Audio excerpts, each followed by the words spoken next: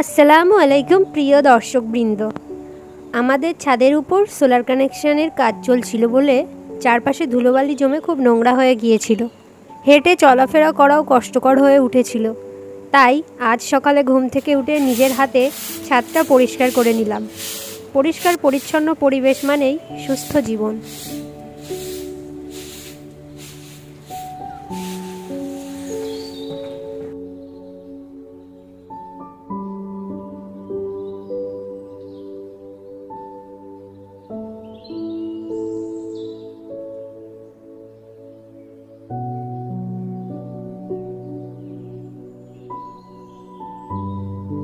তারপর দেখি আমার ফুল গাছগুলো একেবারেই শুকিয়ে গেছে, যেন তৃষ্ণায় কষ্ট পাচ্ছে।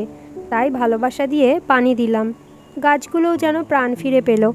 এরপর নিজের স্বাস্থ্যের খেয়াল রাখতে হসপিটালে গেলাম ডাক্তার দেখাতে।